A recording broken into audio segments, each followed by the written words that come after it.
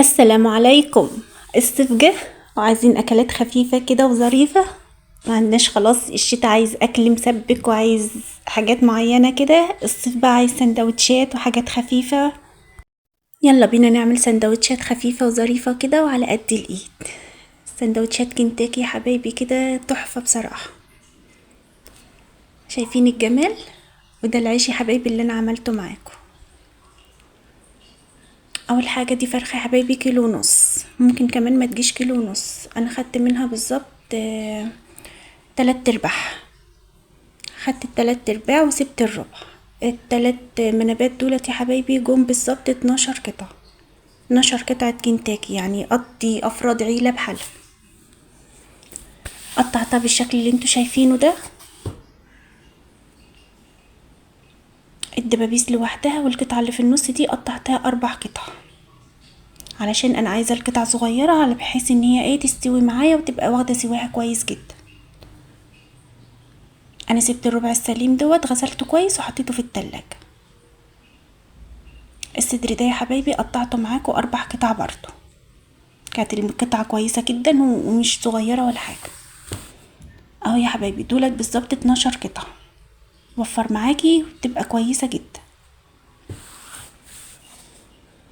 شلت منها الدهون اللي فيها والجلد اللي بره كله، اي نسبة دهون فيها كنت بشيلها، لان انا مش عايزة اي فيها يكون فيها دهون خالص، علشان السوا بتاعها يكون كويس.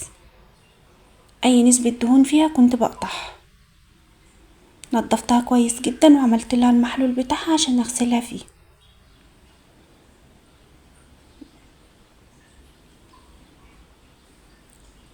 المحلول يا حبايبي عبارة عن دقيق وملح ومية، ربيتهم فيها كويس قوي. بعدين حطيت الفراخ وقعدت اغسلها فيها كويس. المحلول ده يا حبايبي بيشيل اي زفارة في قلب الفراخ.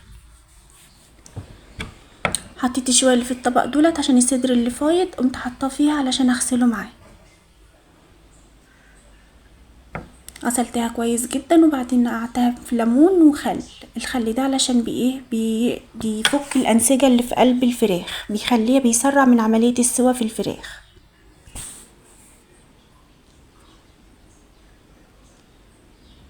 قطعتها كده كل قطعة يا حبايبي كنت بقطعها من نص قطعتين، بحيث انها تتفتح كلها. جبت التوابل بتاعتي يا حبايبي، وهي عبارة عن هتروح عند العطار تقول له عايزة بهارات كنتاكي.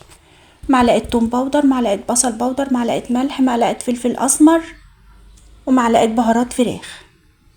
نقعتها فيها حوالي ساعة بالظبط، ما طولتش عليها. جبت برضو الدقيق بتاعي وحطيت فيه نفس التوابل اللي انا حطيتها حبايبي، بس بكميات صغيرة. يعني ممكن يكون معلقة صغيرة جدا من كل نوع من اللي انا حطيته في التوابل التانية. هكتب لكم التوابل في صندوق الوصف. عملت الكمية كلها، تبلتها في الدقيق، بقيت احطها مرة في الدقيق وبعدين مرة في السائل بتاعها بتاع النقع اللي فيها، وقمت حطها تاني في الدقيق. خلصت الكمية كلها يا حبايبي. وانا بخلص الكمية لازم الزيت يكون على النار بيسخن جدا جدا جدا، عشان انت هتحط الفراخ وبعدين تهدي عليه. ده العيش يا حبايبي اللي انا عاملاه، برضه هحط لكم الطريقة بتاعته في صندوق الوصف. عيش جميل جدا وموفر جدا وكويس جدا، احسن من انك تروح تشتري العيش من بره. انا حطيت الزيت سخن جدا يا حبايبي وبعدين هديت عليه وغطيته. شايفين منظر الفراخ؟ كانت جميلة جدا ومستوية بطريقة ما تتخيلوهاش. عايزاكم تجربوها وتقولوا لي رأيكم، سواء كانت حلوة ناجحة معاكم او مش ناجحة، او عجبكم او ما عجبكوش، انا بقبل اي حاجة. من فضلكم حطوا لنا لايك كده عشان نكبر بيكم ومعاكم. العيش ده جميل جدا يا حبايبي، واحسن من اي عيش انك تشتريه من بره، وموفر جدا، ولا بتحتاجي فرن ولا بتحتاجي اي حاجة. قبل ما انا اقلي الكنتاكي يا حبايبي كنت قليه العيش ده في قلب الزيت. خلاص خلصنا هنا الاكل بتاعنا. قليت لهم بطاطس كده وحطيت لهم عليها كاتشب، وعملت لهم بقى السندوتشات. حطيت كل حاجة جاهزة كده وهم عملوا اللي هم عايزين. في اولاد بيحبوا الكاتشب وفي اولاد ما بيحبوهوش، فقلت احط كل حاجة وكل واحد يعمل اللي هو عايز. ربي يكون عجبكم الفيديو وتجربوها، علشان انا عايزة اعرف رأيكم معايا ايه. والسلام عليكم ورحمة الله وبركاته. ما تنسوش تشتركوا معانا في القناة وتفعلوا زر الجرس عشان يوصل لكم كل جديد. سلام.